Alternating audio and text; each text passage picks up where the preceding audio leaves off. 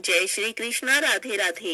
आज हम सुनेंगे कार्तिक मास महात्म्य के 28वें अध्याय की कथा। बोलिए विष्णु भगवान की जय हो। धर्मदत्त जी ने पूछा कि मैंने सुना है जय और विजय भी भगवान विष्णु के द्वारपाल हैं। उन्होंने पूर्व जन्म में ऐसा कौन सा पुण्य किया था जिससे कि वे भगवान के समान रूप धारण कर वैकुंठ धाम के द्वारपाल हुए।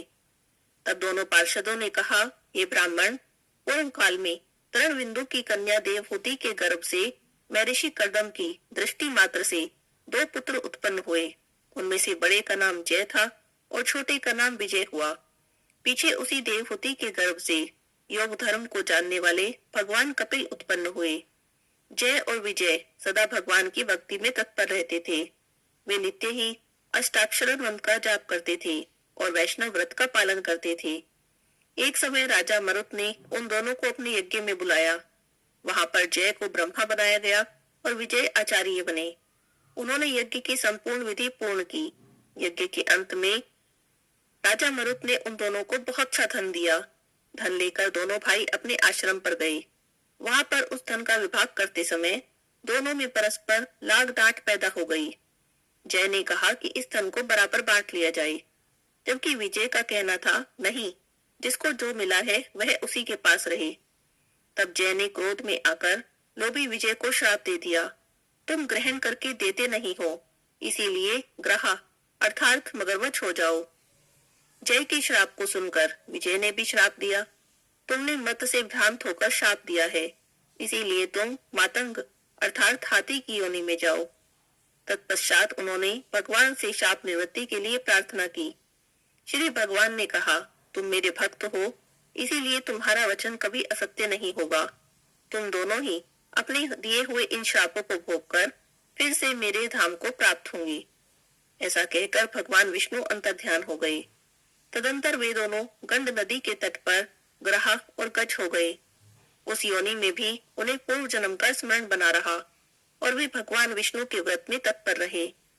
किसी समय वह गजराज कार्तिक मास में स्नान करने के लिए गंड नदी पर आया तो उसी समय ग्रह ने शाप के हेतु को स्मरण करते हुए उस गज को पकड़ लिया। ग्रह से पकड़े जाने पर गजराज ने भगवान रमानाथ का स्मरण किया। तभी भगवान विष्णु शंख चक्र और गदा धारण किए वहां पर प्रकट हो गए। उन्होंने चक्र चलाकर ग्रह को और फिर गजराज का भी उद्धार किया और उन्हें अपने ही जैसा रूप देकर वैकुंठ धाम को ले गए। तभी से वह स्थान हरि क्षेत्र के नाम से प्रसिद्ध हुआ और वे ही दोनों विश्वविख्यात जय और विजय हैं, जो भगवान विष्णु के द्वारपाल हैं। हे धर्मदत्त, तुम भी ईर्ष्या और द्वेष का त्याग करके सदैव भगवान विष्णु के व्रत में स्थिर रहो, समदर्शी बनो। कार्तिक माघ और वैशाख के महीने में प्रातःकाल स्नान करो, एकादशी का व्रत करो, तुलसी की बागीचे की रक्षा करते रहो। ऐसा करने से तुम भी शरीर का अंत होने पर भगवान विष्णु के परम पद को प्राप्त होगे। भगवान विष्णु को संतुष्ट करने वाले तुम्हारे इस व्रत से बढ़कर ना कोई यज्ञ है, ना कोई दान है और ना ही कोई तीर्थ है। ये ब्राह्मण, तुम धन्य हो, जिसके व्रत के आधे भाग का फल पाकर यह स्त्री हमारे साथ वैकुंठ धाम में ले जाई जा रही है। नारद जी कहते हैं, हे राजन, धर्मदत्त को इस प्रकार उपदेश देकर वे दोनों पार्षद कलह के साथ वैकुंठ धाम को चले गए। धर्मदत्त जीवन भर भगवान के व्रत में स्थिर रहे और देहावसान के बाद उन्होंने अपनी दोनों स्त्रियों के साथ वैकुंठ धाम प्राप्त किया। इस प्राचीन इतिहास को जो कोई भी सुनता है, सुनाता है, वह भगवान की कृपा से उनका सानिध्य प्राप्त करने वाली उत्तम गति को प्राप्त करता है। बोलिए विष्णु भगवान की जय हो। यहाँ पर कार्तिक मास महात्म्य का 28वां अध्याय समाप्त होता है। एक बार की बात है, भगवान नारायण लक्ष्मी जी से चर्चा कर रहे थे। चर्चा के बीच में ही नारायण भगवान लक्ष्मी जी से बोले, लक्ष्मी जी देखो, लोगों में भक्ति कितनी बढ़ गई है, सभी लोग नारायण नारायण का जाप करते हैं। तब लक्ष्मी जी कहने लगी, प्रभु, आपको पाने के लिए नहीं, मुझे पाने के लिए भक्ति बढ़ गई है और मुझे पाने के लिए ही नारायण नारायण का जाप करते हैं। भगवान नारायण कहने लगे, लक्ष्मी जी कैसी बातें कर रही हो, आपको पाना होगा तो लक्ष्मी लक्ष्मी का जाप करेंगे, नारायण नारायण का जाप क्यों करेंगे। तब माता लक्ष्मी कहने लगी, प्रभु, यदि आपको मेरी बात पर विश्वास नहीं तो चलिए परीक्षा कर लीजिए। भगवान नारायण ने एक ब्राह्मण का रूप बनाया और एक गांव में आ गए। एक घर का दरवाजा खटखटाया। जब यजमान ने दरवाजा खोलकर पूछा कि महाराज आप कौन हैं, कहाँ के हैं और मैं कैसे आपकी सेवा कर सकता हूँ, तब भगवान कहने लगे कि हम संत हैं, शहर शहर घूमते हैं, भगवान की कथा करते हैं। तुम्हारे नगर में भी भगवान की कथा करना चाहते हैं, क्या हम तुम्हारे घर ठहर सकते हैं? तब यजमान कहने लगा, ठीक है महाराज, जब तक कथा होगी आप मेरे घर में ही रह लेना। गांव के कुछ लोग इकट्ठा हुए और सबने कथा की तैयारी कर दी। पहले दिन कथा में बहुत थोड़े से लोग आए। अब भगवान स्वयं कथा कर रहे थे तो प्रभाव तो होना ही था। बड़ी मधुर कथा सुनाई भगवान ने। संगत बढ़ने लगी। दूसरे दिन, तीसरे दिन और ज्यादा लोग कथा में आने लगे। भीड़ देखकर भगवान खुश हो गए कि देखो कितनी भक्ति है लोगों में। उधर माता लक्ष्मी ने सोचा कि चलकर देखूं भगवान क्या कर रहे हैं। माता लक्ष्मी ने एक बुढ़िया माई का रूप बनाया और उसी गांव में आ गई जहां भगवान कथा कर रहे थे। एक महिला कथा में जाने के लिए अपने घर का दरवाजा बंद कर रही थी, तो माता लक्ष्मी उसके पास पहुंच गई और कहने लगी, बेटी थोड़ा सा पानी पिला दे, बहुत जोर से प्यास लगी है। तब वो महिला कहने लगी, माता जी मुझे कथा सुनने जाना है, मुझे देर हो जाएगी, मेरी कथा अधूरी रह जाएगी। तब माता लक्ष्मी कहने लगी, बेटी पिला दे थोड़ा सा पानी, थोड़ा समय लगेगा, मुझे बहुत प्यास लग रही है, ऐसा लगता है हमारी प्यास की मेरे प्राण निकल जाएंगे। तब वो महिला लोटा भरकर पानी ले आई। माता लक्ष्मी को पानी दे दिया। माता जी ने पानी पिया, लोटा वापस लौटाया तो ये तो क्या चमत्कार ही हो गया, वो लोटा तो सोने का हो गया। अब यह देखकर महिला हैरान हो गई, सोचने लगी लोटा दिया तो था स्टील का, वापस लिया तो सोने का, ये तो बड़ी चमत्कारी माता जी लगती है। अब तो वो महिला माता जी के चरणों के पास ही बैठ गई, हाथ जोड़कर पूछने लगी, माता जी आपको भूख भी तो लगी होगी, कुछ खाने को ले आऊं? तो माता जी ने मना कर दिया, तो कहने लगी कुछ फल ही ले आऊं? तब माता लक्ष्मी ने मना कर दिया, कहने लगी, जाओ बेटी तुम्हारी कथा का समय हो रहा है, तुम्हारी कथा अधूरी रह जाएगी। अब वह महिला अनमने से मन से कथा में आ गई। कथा में आई तो, लेकिन उसका ध्यान आज कथा में नहीं लग रहा था। आसपास की महिलाओं से उसने सारी बात बताई कि एक चमत्कारी माता जी आई है, पानी पीने को दिया तो लोटा सोने का हो गया। मैंने तो बहुत कहा कि खाना खा लो, मैंने सोचा हो सकता है थाली कटोरी चम्मच भी सोने का हो जाए, पर उन्होंने खाना खाने से मना कर दिया। अब ये बात सुनकर तो सारी महिलाएं कथा में से उठ खड़ी हुई। अगले दिन से कथा में लोगों की संख्या कम होने लगी। तो भगवान सोचने लगे कि लोगों की संख्या कम कैसे हो गई। किसी से पूछा तो वो कहने लगा कि एक चमत्कारी माता जी आई है, किसी के घर में पानी पीती है तो लोटा सोने का हो जाता है, किसी के घर में दूध पीती है तो गिलास सोने का हो जाता है, खाना खाती है तो थाली सोने की हो जाती है। बस अब उन्हीं की सेवा में लगे रहें, इसीलिए कथा में नहीं आ रहे। तब भगवान नारायण समझ गए कि लक्ष्मी जी आ गई हैं। अब ये बात सुनकर जो यजमान जिसके यहाँ भगवान ठहरे हुए थे, वो भी कथा में से उठ खड़े हुए और वहां से चले गए। सीधे पहुंचे माता लक्ष्मी जी के पास, जाकर बोले, माता जी मेरे घर में भगवान की कथा का आयोजन हुआ है, आज आप मेरे घर ही भोजन करना, आइए आप मेरे साथ चलिए। तब माता लक्ष्मी कहने लगी कि तुम्हारे घर तो मैं सबसे पहले आने वाली थी, लेकिन तुमने अपने घर में जिन संत जी को ठहराया है, जब तक वे तुम्हारे घर में ठहरे हैं मैं तुम्हारे घर में नहीं आऊंगी, जब वो चले जाएंगे मैं तभी आऊंगी। सेठ जी कहने लगे, बस इतनी सी बात है, उन्हें तो मैं आज ही भेज देता हूँ, उन्हें धर्मशाला में कमरा दिलवा दूंगा। अब जैसे ही भगवान कथा समाप्त करके सेठ जी के घर आए तो सेठ जी दरवाजे पर ही खड़े थे। भगवान को देखकर बोले, महाराज अपना बिस्तर बांधो, अब आप इस घर में नहीं रह सकते। तब भगवान कहने लगे कि अभी तो 2-3 दिन की कथा बची हुई है, मुझे यही रहने दो। लेकिन सेठ जी बोले, नहीं नहीं, मैं आपको यहाँ नहीं रहने दे सकता, अब मैं कुछ नहीं सुनने वाला, आपकी व्यवस्था धर्मशाला में कर दी है, मेरे घर में तो कोई और मेहमान आने वाला है। तब इतने में पीछे से लक्ष्मी जी आ गई और सेठ जी से कहने लगी, सेठ जी अगर आप मुझे थोड़ा समय दे तो मैं इनसे कुछ बात करना चाहती हूँ। सेठ जी चले गए। सेठ जी के जाने के बाद माता लक्ष्मी कहने लगी, प्रभु अब भी मानते हो या नहीं? तब भगवान नारायण बोले, हाँ मान गया लक्ष्मी जी, आपका प्रभाव तो है, लेकिन एक बात तो तुम्हें मेरी भी माननी पड़ेगी। तो आप तभी यहाँ पर आई जब मैं संत के रूप में यहाँ आया। संत जहाँ भी कथा करते हैं लक्ष्मी जी, वहां तो आपका वास होता ही है। इतना कहकर नारायण भगवान तो वैकुंठ के लिए चले गए।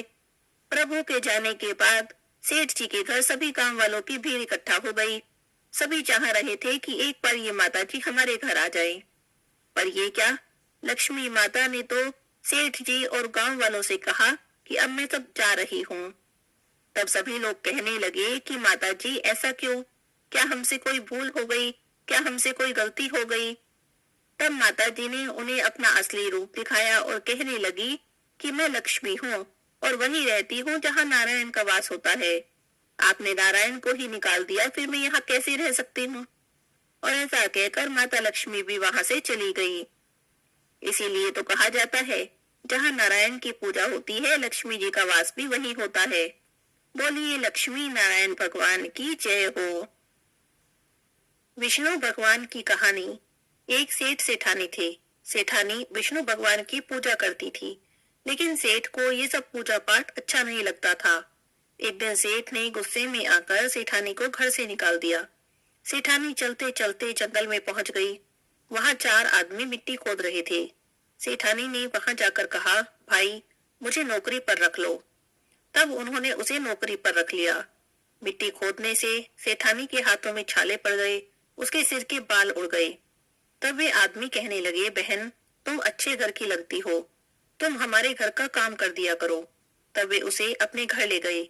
रोजाना 4 मुट्ठी अनाज लाते और चारों बांट कर खाती। तब सेठानी कहने लगी कि कल से 8 मुट्ठी अनाज लाना। अगले दिन से वो 8 मुट्ठी अनाज लाने लगे। तो सेठानी पड़ोसन से आग मांग लाई और उसने भोजन बनाया। विष्णु भगवान को भोग लगाया और सबको भोजन परोसा।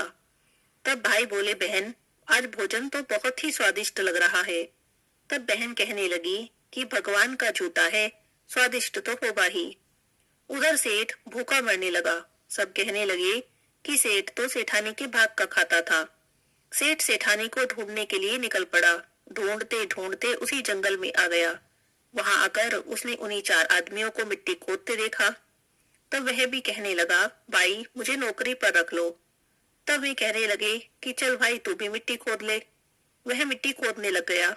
उसके भी हाथों में छाले पड़ गए और उसके सिर के बाल उड़ गए। तब वे आदमी कहने लगे, भाई तुम अच्छे घर के लगते हो, तुम हमारे घर चलो। वे उसे अपने घर ले आए। वहां जाकर सेठ ने सेठानी को पहचान लिया, लेकिन सेठानी ने नहीं पहचाना क्योंकि वह तो घूंघट में रहती थी। सेठानी ने भोजन बनाया, विष्णु भगवान को भोग लगाया और सबको भोजन परोसने लगी। जब सेठ की थाली परोसने लगी तो विष्णु भगवान ने हाथ पकड़ लिया। तो भाई बोले, बहन ये क्या कर रही हो? तब बहन बोली, भाई मैं तो कुछ भी नहीं कर रही, मेरा तो हाथ विष्णु भगवान ने पकड़ लिया है। तब भाई बोले कि हमें भी अपने भगवान के दर्शन कराओ। तब सेठानी ने भगवान से प्रार्थना की तो विष्णु भगवान ने सबको दर्शन दे दिए। सेठ ने सेठानी से माफी मांगी और भाइयों ने बहन को बहुत सा धन देकर विदा कर दिया। सेठ सेठानी दोनों मिलकर विष्णु भगवान की पूजा करने लगे। उनके घर में अन्न धन के भंडारे लग गए। इस कहानी को नियम से सुनने से 1 साल तक कहानी कहकर विष्णु भगवान का पीला पीताम्बर, पाव भर चने, पाव भर गुड़ और 5.25 रुपए, लक्ष्मी जी के श्रृंगार का सामान और साड़ी, दक्षिणा सब मंदिर में देने से घर में अन्न धन के भंडारे भर जाते हैं। बोलिए विष्णु भगवान की जय हो। कार्तिक के महीने में सुनी जाने वाली नित नेम की सीता माता की कहानी। राम आए लक्ष्मण आए, देश के पुजारी आए, निता नेम का नेम लाए, आओ राम बैठो राम, माखन मिश्री खाओ राम, दूध बताशा पियो राम, सूत के पलका पोटो राम, शाल दुशाला ओढ़ो राम, राम संवारे सबके काम, खाली घर भंडार भरेंगे, सबका बेड़ा पार करेंगे। श्री राम जय जय राम, श्री राम जय जय राम। सीता माता कहानी कहती थी और श्री राम सुनते थे। एक दिन भगवान राम को किसी काम से बाहर जाना पड़ गया तो सीता माता कहने लगी कि भगवान मेरा तो 12 वर्ष का नितनेम है, मैं अपनी कहानी किसे सुनाऊंगी? तब भगवान बोले, ऐसा करना, कुएं की पाल पर जाकर बैठ जाना, औरतें पानी भरने आएंगी तो तुम्हारी कहानी भी सुन लेंगी। बोली, अच्छा। सीता माता कुएं पर जाकर बैठ गई। एक बहू आई, रेशम जरी की साड़ी पहन रखी थी, सोने का घड़ा ले रखा था। तो सीता माता कहने लगी कि बहन, मेरा 12 वर्ष का नितनेम सुन ले। तब बहू बोली कि मैं तेरा 12 वर्ष का नितनेम सुनूंगी तो मुझे देर हो जाएगी, घर जाने पर सास लड़ेगी। उसने कहानी नहीं सुनी। घर आई तो रेशम जरी की साड़ी फट गई, सोने का घड़ा मिट्टी का हो गया। सास कहने लगी कि बहू, किसका दोष सिर ले आई। तब बहू बोली, सासू जी, दोष क्या, कुएं पर एक औरत बैठी थी, कह रही थी मेरी कहानी सुन ले, मैंने नहीं सुनी तो ऐसा हो गया। अगले दिन सास वही साड़ी पहन कर गई और वही घड़ा ले गई। सीता माता कुएं पर बैठी पाई, कहने लगी मेरी कहानी सुन ले। तो सास बोली, कहानी एक बार छोड़ 4 बार सुनो। तब सीता माता कहानी कहने लगी।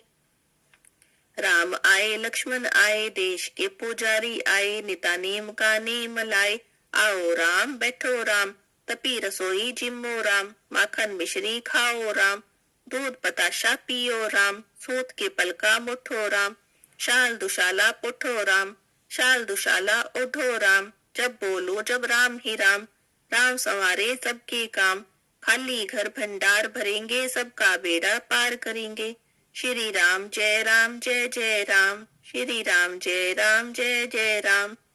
तब वह कहने लगी कि बहन, कहानी तो बहुत अच्छी है। घर गई तो रेशम जरी की साड़ी हो गई और सोने का घड़ा हो गया। तब बहू पूछने लगी, सासू जी, तुम वापस कैसे कर लाई। तब सास ने कहा, बहू, तू दोष लगा आई थी और मैं दोष उतार आई हूँ। ऐसी वो कौन थी।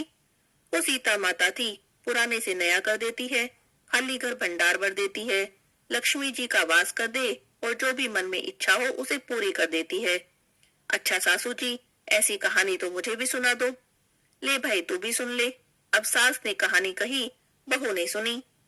राम आए लक्ष्मण आए, देश के पुजारी आए, नित नेम का नेम लाए, आओ राम बैठो राम, तपी रसोई जिम्मो राम, माखन मिश्री खाओ राम, दूध बताशा पियो राम, सूत के पलका मुठो राम, शाल दुशाला पुठो राम, शाल दुशाला ओढ़ो राम, जब बोलो जब राम ही राम, राम संवारे सबके काम, खाली घर भंडार भरेंगे, सबका बेड़ा पार करेंगे, श्री राम जय जय राम, श्री राम जय जय राम।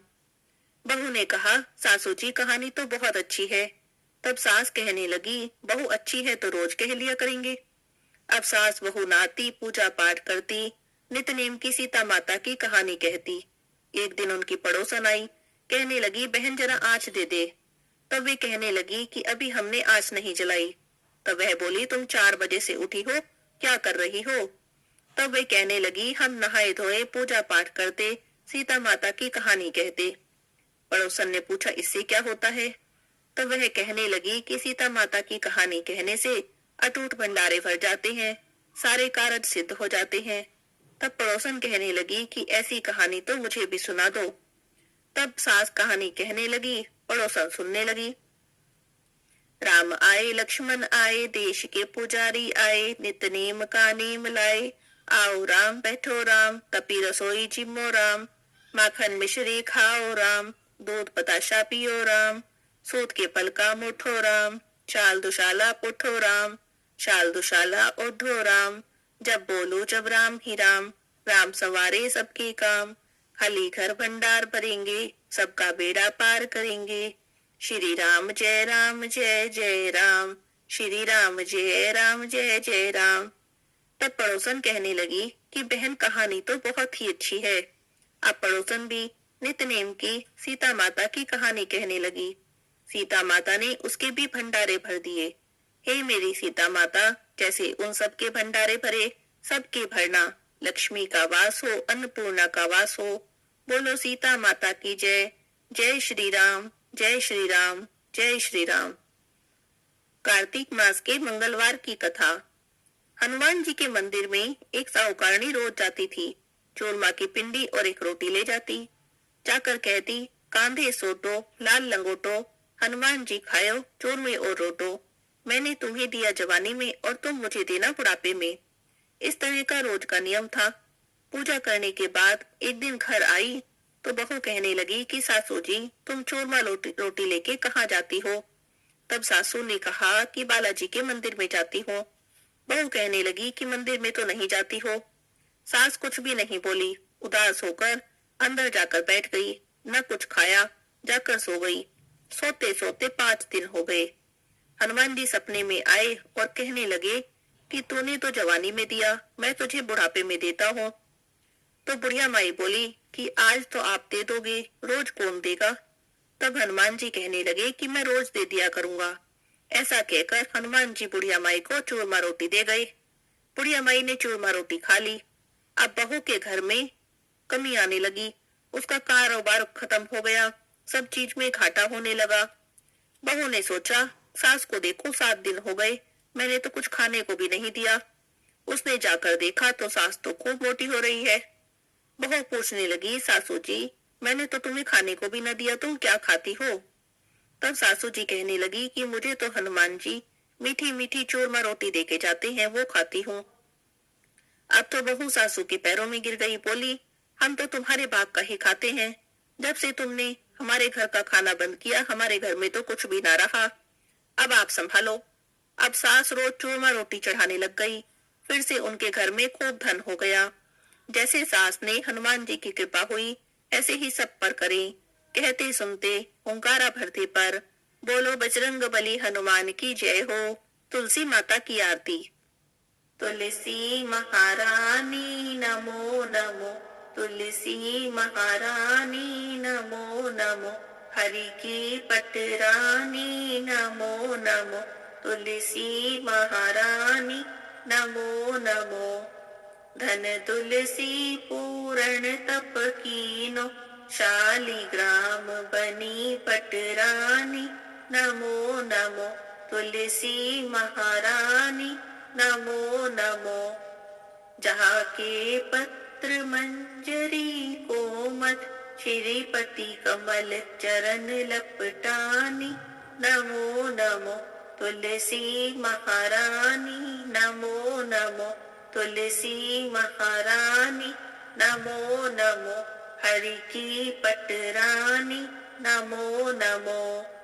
कौन से महीने में बोई रानी तुलसा, कौन से महीने में हुई हरियाली नमो नमो, तुलसी महारानी नमो नमो। कौन से महीने में हुई तेरी पूजा, कौन से महीने में हुई पटरानी नमो नमो, तुलसी महारानी नमो नमो। आषाढ़ मास में बोई रानी तुलसा, सावन मास में हुई हरियाली नमो नमो, तुलसी महारानी नमो नमो। कार्तिक मास में हुई तेरी पूजा, मंगसिर मास में हुई पटरानी नमो नमो, तुलसी महारानी नमो नमो। धूप दीप नैवेद्य आरती, पुष्पन की वर्षा बरसानी नमो नमो, तुलसी महारानी नमो नमो। 56 भोग 3600 व्यंजन, बिन तुलसी हरि एक न मानी नमो नमो, तुलसी महारानी नमो नमो। जो कोई तुलसा जी को सवेरे गाए, श्री कृष्ण के दर्शन पाए नमो नमो, तुलसी महारानी नमो नमो। जो कोई तुलसी जी को दोपहर को गाए, खीर खांड के भोग लगाए नमो नमो, तुलसी महारानी नमो नमो। जो कोई तुलसी माँ को शाम को गाए, श्री कृष्ण जी की आरती उतारे नमो नमो, तुलसी महारानी नमो नमो। जो कोई तुलसी जी को रात में गाए, श्री कृष्ण जी के चरण दबाए। नमो नमो तुलसी महारानी, नमो नमो। सभी सखी मैया तेरो यश गावे, भक्ति दान दीजो महारानी। नमो नमो तुलसी महारानी, नमो नमो। हरि की पटरानी, नमो नमो तुलसी महारानी, नमो नमो। बोलिए तुलसी माता की जय हो, विष्णु भगवान की जय हो, लक्ष्मी माता की जय हो।